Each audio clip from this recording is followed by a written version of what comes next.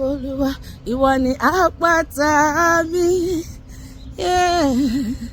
Ẹ̀rù kan kì yóò bá mi nígbà tí èmi bá ké pe Olúwa. Dá mi lóhùn.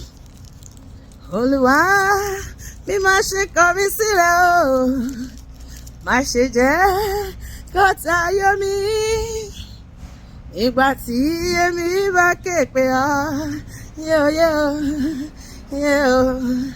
dá mi lóhùn. Ògo ni fún bàbá, ògo ni fún ọmọ, ògo ni fún ọba ayé tó ti wà lẹ́yìn. Kí ló ń bá wọn lẹ́rù o? Má mi kàn rárá o. Ẹni bá ti gbẹ́kẹ̀lé Jèhófà kò ní jogún òfò láyé. Òkè ìṣòro rẹ bá ti rẹ pọ̀, yóò dilẹ̀ pátápátá. Bàbá mi ti sọ̀rọ̀ mi dayọ̀, gbogbo ayé bá mi yìí. Jésù Kristi mo dúpẹ́ o ṣeun, ká ṣe wò. Gbogbo òkè ìṣòro mi ti di pẹ̀tẹ́lẹ̀. Hallelujah. Jésù ló sọ̀rọ̀ mi dayọ̀, ẹ bá mi yìí. Bàbá mi ti sọ̀rọ̀ mi dayọ̀, ni mo ṣe ń jó. Jésù Kristi mo dúpẹ́ o ṣeun, pé o ṣe wò. Gbogbo òkè ìṣòro mi ti di pẹ̀tẹ́lẹ̀ o. Hallelujah.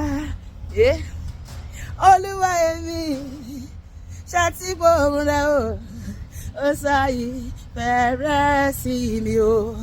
Jésù, ṣùgbọ́n mo fẹ́ǹdẹ̀ lápá ìgbàgbọ́, kí n lè túbọ̀ súnmọ́. Fà mí mọ́ra, fà mí mọ́ra, mọ́ra Olúwa, sí gbàgbélébù tó kù. Ọ̀rẹ́ mi faramọ́, fà mí mọ́ra, ṣùgbọ́n mọ́ra Olúwa, sí bẹ̀jẹ̀ rẹ̀ tó níye. Olúwa mi o, mo ké pe ọ́ o, bàbá dá mi lóhùn o. Ọlọ́run mi, ó ní kí n ké pe ọ níjọ́ kọjú, ó ló máa gbà mí máa yẹn lóko. Ó ní ẹkẹ́ tó bá ké pe orúkọ Olúwa lágbàlá. Olúwa, ó ní títí di àkókò yìí ní ìtì ìbẹ̀rẹ̀ oko, ó ní kí n bèrè pé wọ́n ó rí gbà káyọ̀ mi kó lè kó mú ayọ̀ mi kún ní àkókò yìí, kí ayé mọ̀ kó ti dé sọ́dọ̀ mi, kó ti dé sínú ayé mi, pé mo ti rà mí. Olúwa mi o, mo ké pe ọ o, bàbá dá mi lóhùn.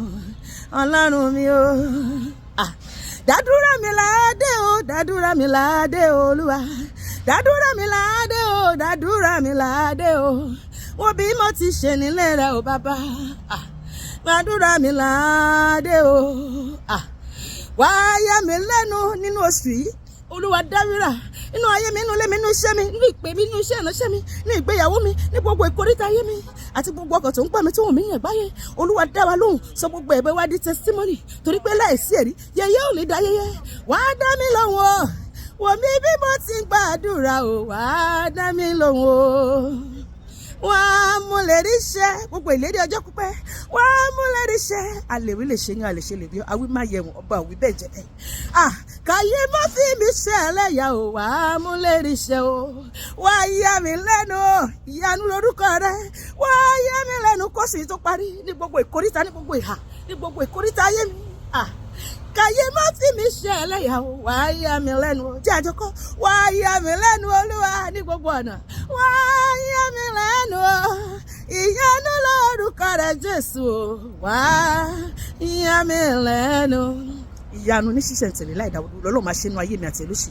Ìyanu àfọlọ́run ni, ìyanu only God could have done this. Lọ́lọ́ máa ṣe inú ayé mi àti ẹ lórúkọ Jésù, àmín.